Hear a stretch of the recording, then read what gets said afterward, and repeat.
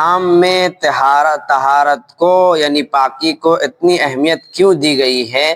حالانکہ بہت سے لوگ کہتے ہیں کہ اتنا طہارت کا حکم نہیں ہونا چاہیے، ذرا اس کے بارے میں رہنمائی فرما دے۔ یاد رکھیے کہ اسلام نے جو طہارت کا حکم دیا ہے وہ سوچ سمجھ کر دیا ہے، اور انسان خود سمجھے، آپ خود سمجھے کہ طہارت انسان خود اچھی چیزوں کو قبول کرتا ہے۔ آپ خود سوچیں کہ ایک جگہ گندگی پھیلی ہوئی ہے، ایک جگہ بہت ساری گندگی پڑی ہوئی ہے، تو کیا وہاں پر آپ جانا پسند کریں گے؟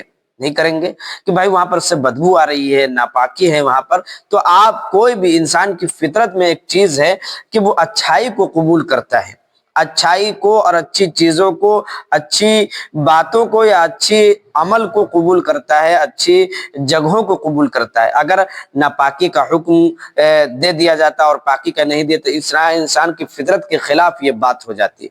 دوسری بات یہ ہے کہ اسلام میں طہارت کی اور پاکی کی اس لیے اہمیت زیادہ ہے کہ انسان کو جو سب سے بڑی نماز ہے اس کے لیے بھی طہارت کا حکم دیا گیا ہے۔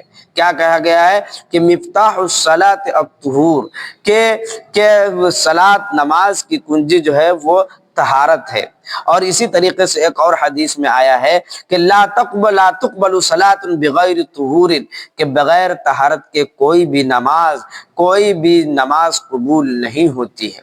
اسی طریقے سے اللہ تعالیٰ نے قرآن مجید میں ارشاد فرمایا کہ طہارت والے کو یعنی پاک صاف رہنے والے کو اللہ پسند فرماتا ہے، اور جو پاک صاف نہیں رہتے اللہ اس کو پسند نہیں کرتا ہے۔ ان اللہ یحب التوابین ویحب المتطہرین، کہ اللہ تعالیٰ پاک صاف رہنے والے کو پسند فرماتا ہے۔ اسی طریقے سے ایک اور حدیث میں آتا ہے کہ حضور پاک صلی اللہ علیہ وسلم ایک قبر کے پاس سے گزرے تو ایک کو عذاب ہو رہا تھا۔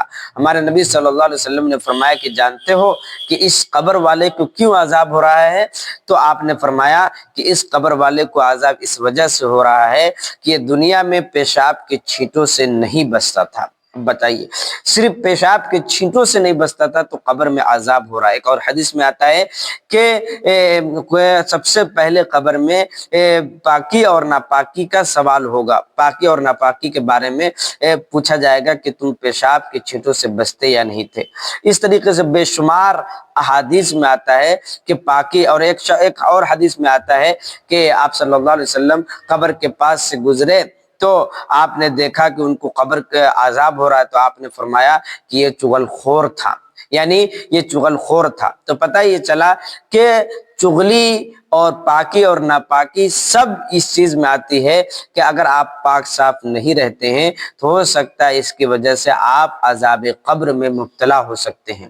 لہٰذا پاکی اور صفائی کا خوب اہتمام کرنا چاہیے، اس پر عمل کرنا چاہیے، اس کو بوجھ سمجھ کر نہیں کرنا چاہیے۔ اگر سہولت میسر ہو یا نہ ہو بیٹھ کر ہی پیشاب کرنا چاہیے، کھڑے کھڑے نہیں کرنا چاہیے۔ دوسری بات یہ ہے کہ پانی سے استنجا کرنا چاہیے۔ بہت سے لوگ ایسے کر لیتے ہیں اور ناپاک رہ جاتے ہیں، ان کے کپڑے میں پیشاب لگ جاتا ہے۔